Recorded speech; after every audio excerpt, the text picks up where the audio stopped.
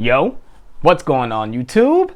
It's your boy Alex Thomas here, back with another review for you guys. Yes, I'm still trucking along with my Harry Potter reviews, and I'm here with my review for Harry Potter and the Order of the Phoenix, the 5th installment of the Harry Potter franchise, starring Daniel Radcliffe, Rupert Grint, Emma Watson, Gary Oldman, Michael Gambon. You know, all the returning cast comes back for this 5th installment.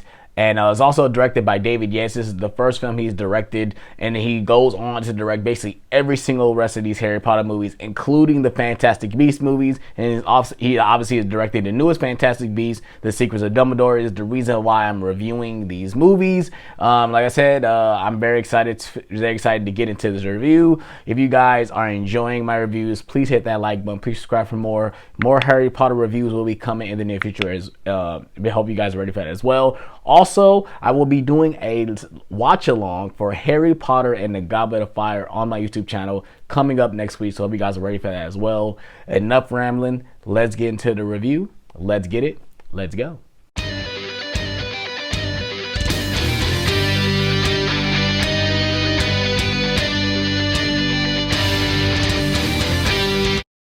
Alright, you guys, like I said, this is Harry Potter and Order of the Phoenix, directed by David Yates, and this is the 5th year of Harry's, going to his 5th year in Hogwarts.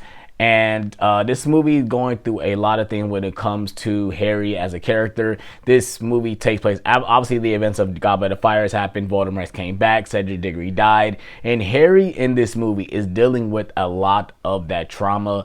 And the one thing about this movie is that he's dealing with it all alone, because he was the only person that's seen Voldemort come back and seen Cedric Diggory die, and no one believes him.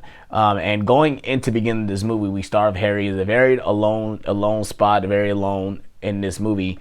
And we start off the bat, he gets harassed by Dudley, and Dementors actually come to his place and attack him, and he has to use magic in front of a Muggle to protect themselves. And obviously they find out, and he gets expelled from Hogwarts. Now, I remember when I read this in the book, I was amazed, like, wow, they actually expelled Harry from this movie or from this school. And I knew that he was obviously going to be, acquitted of all these charges, because we have the rest of this book to read, the rest of this movie to go through. But just the fact that he was doing something to protect himself and his cousin, that they went out and said, no, you're still expelled just because you use magic, not knowing the situation would happen. But obviously that's why he goes to trial, and Dumbledore actually comes and help him win that trial for him to go back to school. And I absolutely love all these scenes of the fact that Mad-Eye Moody comes to break Harry out of the Dursleys again. He feel like he's always getting broke out of the Dursleys. It's so hilarious. And they take him to the Order, which I absolutely love this scene where they're flying on a broomsticks and stuff like that. Because, like, yeah, it doesn't make sense that they're out in the open flying broomsticks, but it's a pretty wicked scene. Shout out to David Yates as well, man. He did a great job directing this movie. I love the way this movie is shot. It has like a very eerie type feel to it. It's more preppy, it has a more pippy look than the Goblet of Fire, which I kind of wish they would have stuck with the way Goblet of Fire looks. But this one, I guess it has a more like dreamlike feel to it, which I do like, because Harry is going through a lot when it comes to visions, when it comes to dreams and stuff like that. It works for this movie. Right off the bat, everyone is great in this movie. Daniel Radcliffe, Rupert Grint, Emma Watson, they all are really good as these characters, because they've been playing these characters for years and years. So they know these characters, and they feel like they've been in this world and they lived in this world. And I absolutely love the way they portray these characters, especially with Harry. Harry is dealing with the most in this movie. I feel like he's dealing with the most. For one, Voldemort is back, and he's having these terrible visions, and he sees all this stuff, and he's going through so much trauma that it's he's going crazy in this movie. There's literally a line in this movie where he says, I feel so angry all the time, and he doesn't know, what if he's becoming bad? He doesn't understand what's going on. And I absolutely love the way Daniel Radcliffe played this character. Now, going into more deep with this movie, Goblet of Fire expanded the world when it comes to other schools and stuff. This movie expanded the world when it comes to government, the way they do laws, the way they do rules and stuff like that. Because with Harry going on to trial, we actually get to see the Ministry of Magic. We actually get to see the Department of Ministries. We actually get to see this place, and I love the way this looks. The set design for the Ministry of Magic is fantastic. I love the way it looks. It looks like a little brick, like shiny black design for the Ministry of Magic. It's awesome. Then, like I said, when Harry goes on the trial, Dumbledore wins the trial, and we get a hint of one of the worst freaking characters in the Harry Potter universe, Dolores Umbridge. Oh my God, J.K. Rowling, how can you write such a terrible fucking character? When she steps onto the scene, when she gets to Hogwarts, oh my God, like she literally interrupts Dumbledore just by a little giggle, just so she can have a little speech. And oh my goodness, you already knew she was going to be an aggravating character. So the story with her is that the Ministry of Magic has sent her to Hogwarts because they feel like Hogwarts is like unstable. They need to bring some order into the school. So she's there basically to kind of put Hogwarts back on track with doing law rules and stuff like that. And it's to the point where she's basically taking over the entire school.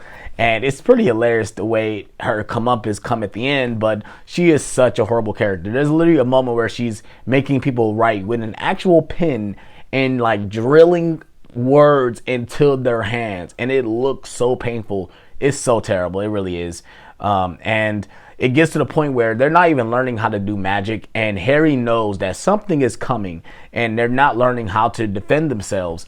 And so basically the kids rally up together, and they form the Dumbledore's army, where they learn how to do defensive spells against one another. And all these sequences right here where Harry is being the teacher to teach all these students to do these defensive spells is fucking awesome. I love the way David Yates filmed this montage with all the kids learning all this stuff, including the Patronus charm. It's amazing. I love the way this is shot. We also get introduced to a new character into this movie, Luna Lovegood. She's kind of a wacky character, as the kids know in the school. She like knows all these different type of things that no one believes in, and I love the way this actress portrayed this character. I love the story behind the way this character was cast, because they went like a huge casting call for this character, and she like literally walked in, and the director knew that was Luna. Like she just literally just acted like herself, or acted the way the character would act, and she does an amazing job playing this character. And I love her dynamic with Harry, and with Harry as well. It's really spot on, and she has a great line in this movie, because like I said, Harry feels so alone in this movie. He feels so distant from everybody, for everything he's been through. And Luna gave a great line where said, the reason why I think the Dark Lord wants you to feel this way, because you're not really a threat by yourself. And I think the main purpose of this movie is that Harry has a group of friends that love and care for him, and Voldemort does not. Voldemort does not understand the idea of love and care and friendship, and that's what the thing that makes Harry a better person at the end of it. Ralph Fiennes as Voldemort is great. He's great in this movie as well. Like I said, most of the recurring actors come back. Gary Oldman is great as Sirius Black. Brandon Gleeson is great as Mad-Eye Moody.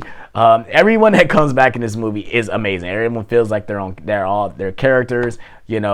Like I said, I love the way, I love that certain characters also do take it back for me. There's really no Draco, which is great, because we really don't need him in this movie. There's a lot of other things going on. And it feels like we get a lot of comeuppance from other characters that we haven't seen. Neville gets a great arc in this movie, because he's dealing with a lot when it comes to another character we get introduced. Her name is Bellatrix Lestrange. Oh my God, this character is amazing as well. I love her dynamic with, these other characters. She's a lunatic. She is crazy, and she does not care. I love the way, I can't even think of her name that plays her, but she is amazing as this character. I love that dynamic. I love that Snape is in this movie. I kind of wish he was in it a little bit more, but I do love the dynamic between Harry and Snape, because we actually get a sneak peek of Snape's past, and we find out that Harry's dad was a bully to Snape, is one of the reasons why Snape kind of resents Harry, and it makes sense. I love the way this movie is shot, especially when it comes towards the end. We get one of the greatest wizard battles in this movie when it comes to the Order and the Death Eaters. We get a great scene in the Department of Ministries where the kids are running away from the Death Eaters. I absolutely love this scene. Like I said, the kids really hold their own in this movie, and I really love it as well. Like I said, Ginny is actually in this battle. Luna's there, Neville, Ron, Harry, Hermione. I love that they all come together. They try to figure out what's going on with Sirius. When it was a freaking a mind trick to get Harry there because he needed to get the prophecy. But I absolutely love this whole third act. This third act is freaking fantastic. Then it comes down to the Death Eaters and the Order fighting against one another, and it's the first hint at a wizard war.